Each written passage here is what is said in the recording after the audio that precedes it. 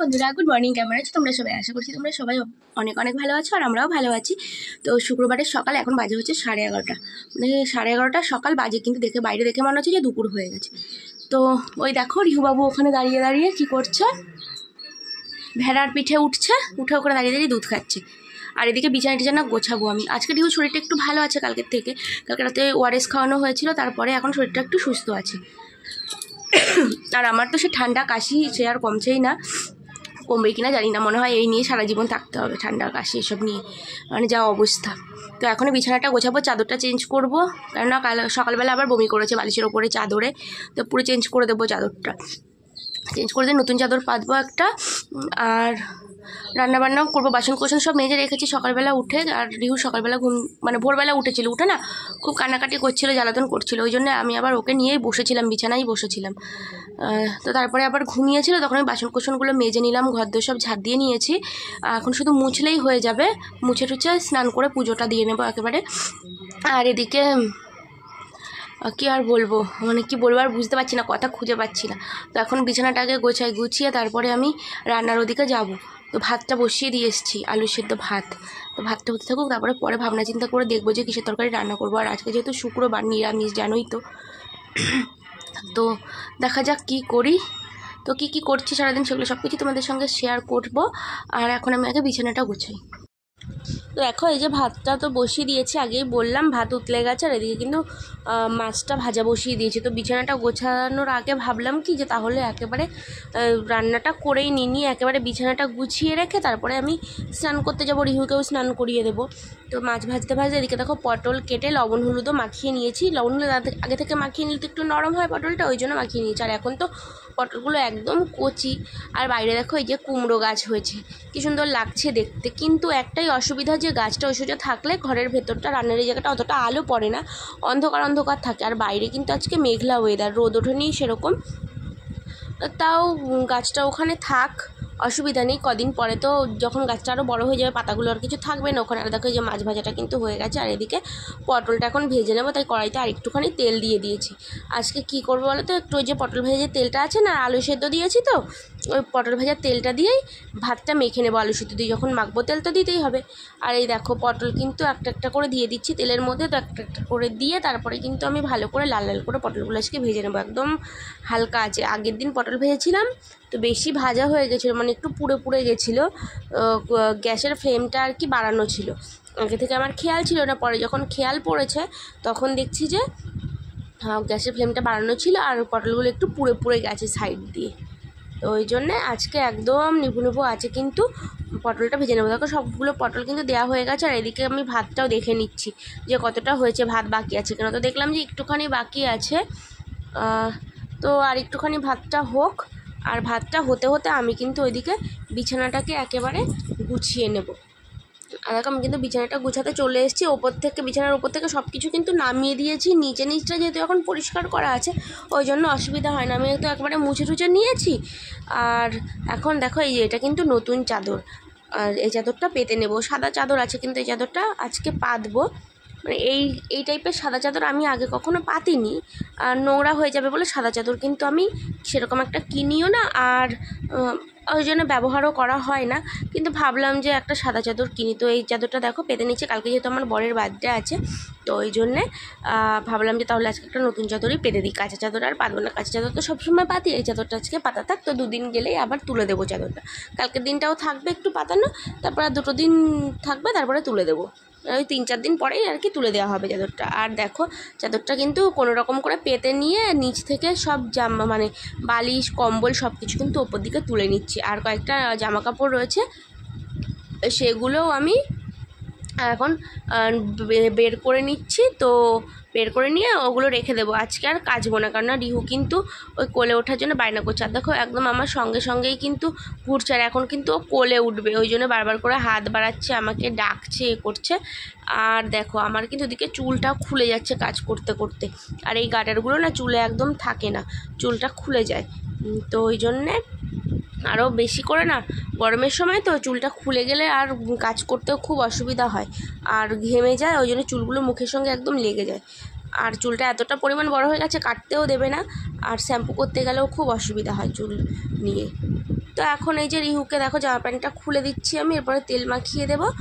আর রিহুর কিন্তু স্নান হয়ে গেছে, এখন ওকে মানে বিছানাটা গুছিয়ে তারপরে ওকে তেল টেল মাখিয়ে কিন্তু আমি স্নান করিয়ে নিয়ে এসেছি। আর ওদিকে ভাতটা হয়ে গেছে, ভাতটাও কিন্তু আমি উপর দিয়ে দিয়েছি, মানে ভাতের ফ্যানটা ঝরিয়ে নিয়েছি।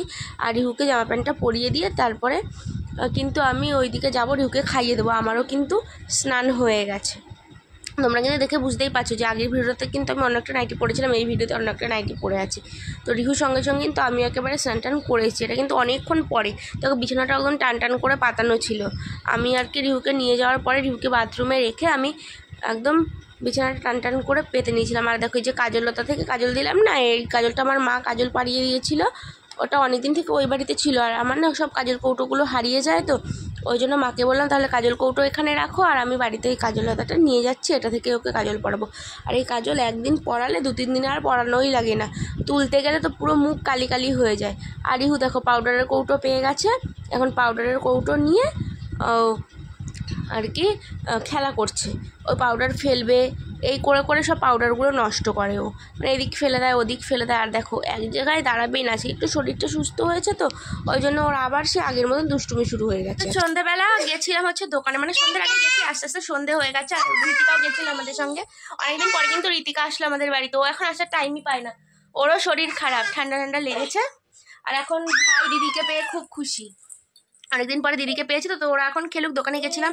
তো কালকে হচ্ছে আমার বরের বার্থডে, সেই জন্যে আর কি ওই পায়েস বানাবো একটু, সেই জন্যে ওই পায়েসের যে জিনিসপত্র লাগে চাল দুধ চিনি সেসবই আনতে গেছিলাম। আর ঘরে একটু ওই ইয়ে রয়েছে, শীতের সেই গুড় রয়েছে, একটু ঝোলা গুড়, ওইটা পায়েসে একটু দিয়ে দেবো, তাহলে সুন্দর সেন্ট হয়ে যাবে একটা। আর মিষ্টির জন্য তো চিনি দেবই, বাতাসা দিয়ে করি, কিন্তু বাতাসার কথা খেয়াল ছিল না, আমি বেশি করে চিনি নিয়ে এসেছি। তো ওটা কোনো ব্যাপার না, চিনি দিয়েই বানিয়ে দেবো। আর ওদের জন্য একটু খাবার দাবার নিয়ে এলাম, ওই কেক ললিপপ এইসব, মানে রিহু বায়না করছিল দোকানে গিয়ে ললিপপ নেওয়ার জন্য, ওই জন্য ওটাই কিনে দিলাম। ওদের 2 ভাই বোনকে 2টো কেক আর 2টো ললিপপ কিনে দিলাম, ব্যাস হয়ে গেল। আর চলে এসেছি বাড়িতে, এখন ওরা একটু খেলা করুক আর আমি সন্ধে টন্ধে একেবারে দিয়ে নিই। তো ঠাকুর আসলে যে লাইটটা লাগানো আছে ওটা অনেকদিন জ্বালানো হয় না, আজকে ওটা একটু জ্বালাবো। ও দেখ ভাই পড়ে যাচ্ছে, এক জায়গায় বসে বসে খেলা করো। পাপা বসো, ওখানে বসো। তো ওরা এখন ওই যে খেলছে, ওরা খেলুক। আর এই যে দুপুরবেলা শোয়া হয়েছিল, তারপরে বিছানাটা গোছানো হয়নি, এই কাঁথা কম্বল এগুলো সব ভাঁজ করে রাখি আমি, রেখে তারপরে যাবো সন্ধে দিতে। আর এদিকে দেখো রাতে রান্না করতে চলেছি, দুপুরবেলা তো ওই ভাজাভুজি দিয়ে খাওয়া হয়েছে, রান্না করা হয়নি সেরকম কিছু। রিহু খুব মানে জ্বালাতন করছিল, ওই জন্য রান্না করতে পারিনি। আর এখন দেখো ডালটা সেদ্ধ করে নিয়েছে, আর এদিকে কিন্তু আমার ভাত হয়ে গেছে হাঁড়িতে। তো এখন ডালটা ফোড়ন দিয়ে দেবো, ওই জন্য দেখো তেলের ওপরে শুকনো লঙ্কা তেজপাতা জিরে দিয়ে দিলাম। আর এবার কিন্তু একটা কুচনো পেঁয়াজও দিয়ে দিচ্ছি, মানে একটা পেঁয়াজ কুচিয়ে নিয়েছি আমি, এটা কিন্তু একটু ভেজে নিয়ে ভালো করে তারপরে কিন্তু আমি ডালটাকে দিয়ে দেবো।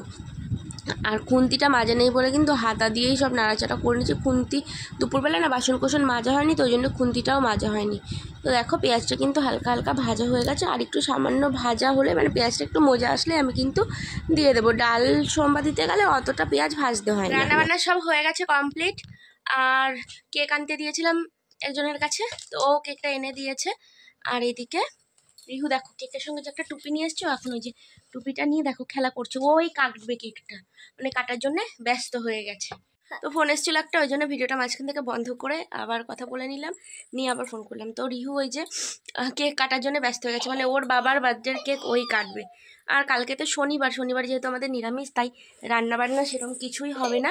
রবিবারের দিন হবে রান্নাবান্না সব কিছু, কালকে একটু পায়েস রান্না করে দেবো, ব্যাস হয়ে যাবে। অন্যান্য বছর তো মাংস করে দিই, মাছের মাথা দিয়ে ডাল করে দিই, একটা মাছের আইটেম করে দিই। আগের বছরও করেছিলাম অনেক কিছু। আগের বছর করেছিলাম হচ্ছে ভাত তো করেছি, তার সঙ্গে মানে রাইস করবো ভেবেছিলাম, কিন্তু আর সেটা আর করে উঠতে পারিনি একা হাতে। আর রিহু তো আগের বছর অনেক ছোট ছিল, তো আগের বছর এমনি বাসমতি চালের ভাত করেছিলাম, আর মাছের মাথা দিয়ে ডাল করেছিলাম, আর চিংড়ি মাছ দিয়ে একটা কিছু করেছিলাম, খেয়াল নেই। আর করেছিলাম হচ্ছে মাংস করেছিলাম, আর আরও অনেক কিছু করেছিলাম, পায়েস করেছিলাম, আর খেয়াল নেই। আর একটা মাছের কি যেন একটা করেছিলাম, অতটা আমার মনে নেই। তো অনেক রকম মানে 4-5 রকম করে দিয়েছিলাম আগের বছরও। এই বছর আর কিছুই হবে না, এই বছর এমনি নর্মাল যেরকম রান্নাবান্না হয় প্রত্যেকদিন সেরকমই রান্নাবান্না করবো, স্পেশাল কিছুই হবে না। রবিবারের দিন দেখি একটু চিকেন বানিয়ে দেবো, আর একটু রাইস বা পোলাও যা হোক, কি বিরিয়ানি যা খাবে সেটাই বানিয়ে দেবো, সেটা রবিবারের দিন হবে, তার আগে আর হবে না। ইচ্ছা আছে একটু বিরিয়ানি করার, কেননা রাইস পোলাওগুলো অতটা ভালোবাসে না, বিরিয়ানিটা একটু পছন্দ করে, তো দেখি এখনও ঠিক নেই কি করব। নাও করতে পারি, যদি শরীর ভালো থাকে রিহুর তাহলেই করবো, নাইলে করবো না। আর এই যে দেখো মশারি তো টানিয়ে রেখেছে, মশারির মধ্যে ঢোকার নাম নেই। আমাদের রিহুবাবু মশারির ভেতরে ঢুকতেই কষ্ট হয়ে যায়। দেখো মুখটা শুকিয়ে একটুখানি হয়ে গেছে, ছোট্ট হয়ে গেছে। ও তো শরীর খারাপ ছিল, এখন চোখে ঘুম, তাও ঘুমাবে না। কি হয়েছে বাবা, ঘুম পাচ্ছে? হুম, ঘুম পাচ্ছে বাবা? তো যাই হোক, ভিডিওটা আজকে আর বেশি বড় করবো না, ভিডিওটা আজকে এখানেই শেষ করবো। ভিডিওতে কিছু ভালো লেগে থাকলে অবশ্যই লাইক কমেন্ট শেয়ার করো। যারা যারা চ্যানেলে নতুন বন্ধু ছো তারা কিন্তু অবশ্যই চ্যানেলটাকে সাবস্ক্রাইব করে দিও।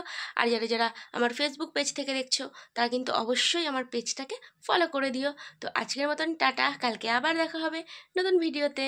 টাটা করো পাপা। এই যে ফোনের দিকে তাকিয়ে এই কিসি দিচ্ছ, আর একটু টাটা করে দাও, টাটা করে দাও। আর টাটা করবে না, ও এখন টিভি দেখতে ব্যস্ত হয়ে গেছে। যাই হোক, কালকে আবার দেখা হবে নতুন ভিডিও। আজকের মতন টাটা।